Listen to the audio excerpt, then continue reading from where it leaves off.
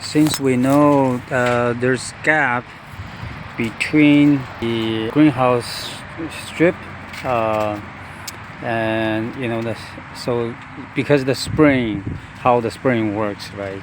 So there's always certain area that's it's not pressed against the groove.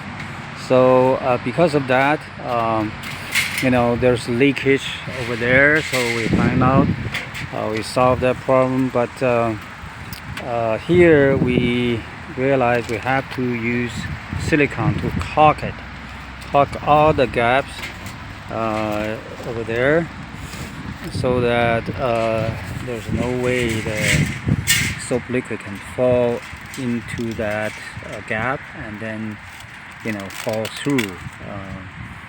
So if that happens, we're going to lose a lot of soap liquid every day. So we caulk it and everywhere. Also we make sure this folded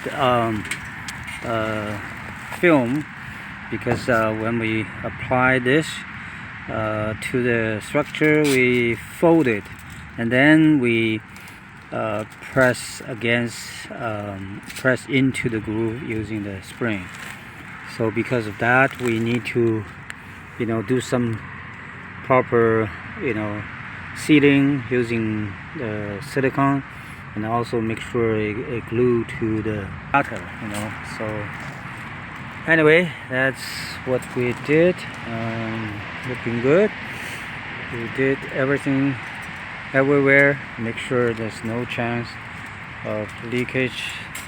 We even fill the gap here using silicone. So anyway, next step, we're going to attach the greenhouse strip, this stuff everywhere, attached. We attach the edge of the film. So we already did certain area here. We're gonna do more.